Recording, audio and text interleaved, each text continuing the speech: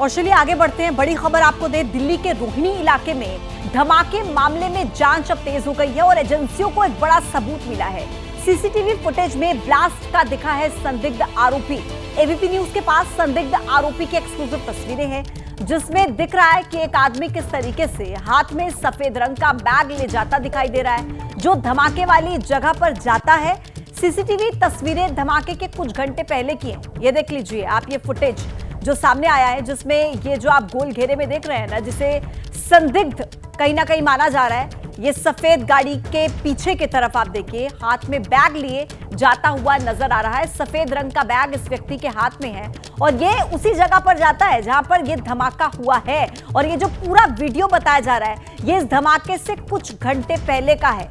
जांच एजेंसियों के लिए ये बहुत अहम सबूत है, सीसीटीवी फुटेज जिसमें ये संदिग्ध आरोपी दिखाई दिया। एक्सक्लूसिव तस्वीर एबीपी न्यूज के पास है, जिसमें आपने देखा कि एक व्यक्ति जो हाथ में सफेद रंग का बैग लेकर धमाके वाली जगह पर स्पॉट पर जाता हुआ नजर आ रहा है।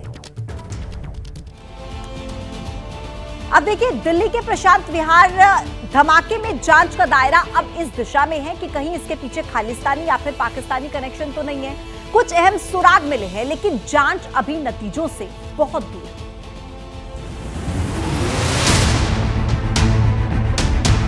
दिल्ली के रोहिणी में रविवार को हुए धमाके के बाद अभी भी पुलिस के हाथ खाली हैं। एनआईए समेत तमाम एजेंसीज जांच में जुटी हैं। लेकिन धमाका किसने किया, क्यों किया, इन सवालों के जवाब अब तक मिल नहीं पाए। इस बीच ब्लास्ट के पीछे खालिस्तानी आतंकियों का हाथ होने की बात सामने आ रही है। पाकिस्तान से ऑपरेट होने वाले कुछ टेलीग्राम चैनल पर दिल्ली ब्लास्ट के पीछे खालिस्तानी आतंकियों का हाथ होने का दावा किया गया था। सबसे पहले दावा Telegram channel justice league India पर धमाके का सीसीटीवी वीडियो डालकर किया गया।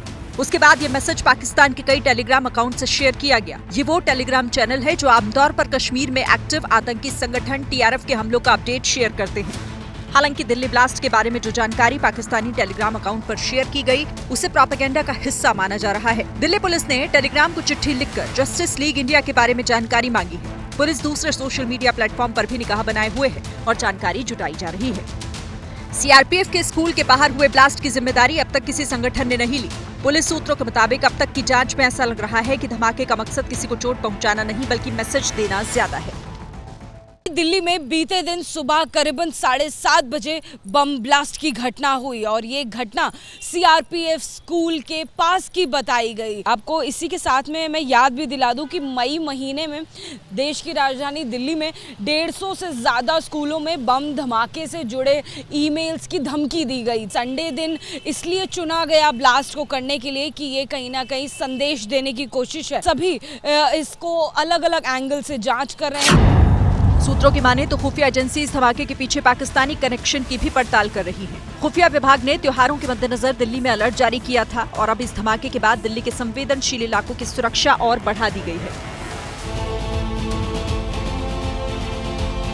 तो देखा आपने दिल्ली का रोहिणी धमाका, जहां पर पुलिस को एक सीसीटीवी फुटेज मिला जो कि ब्लास्ट से कुछ घंटे पहले का बताया जा रहा है। जांच इसमें दिख रहे एक शख्स पर टिकी हुई है और इसके अलावा धमाके वाली जगह से जो सफेद रंग का पाउडर मिला था, उसको लेकर भी एक अहम जानकारी मिली है।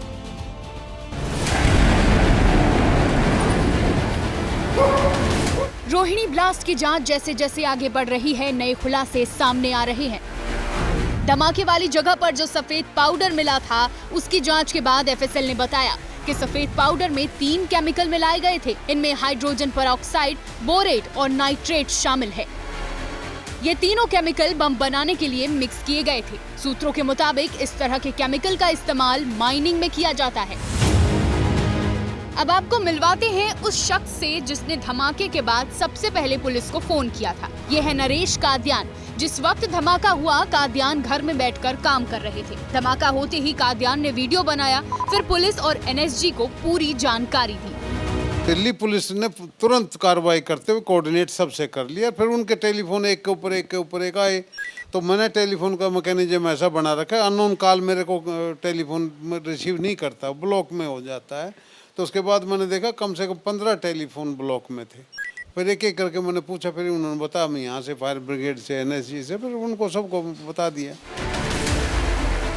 इस बीच दिल्ली पुलिस को एक सीसीटीवी फुटेज मिला है जिसमें 3 संदिग्ध नजर आए। फुटेज में धमाके से एक दिन पहले यानी शनिवार रात सफेद रंग की टी-शर्ट पहने एक संदिग्ध ब्लास्ट वाली जगह पर नजर आया, जो वहां कुछ देर के लिए रुका और फिर वहां से चला गया। इसके अलावा 2 और लोग भी ऐसे दिखे जिनकी गतिविधियां संदिग्ध है। पुलिस अब इन संदिग्धों की तलाश कर रही है।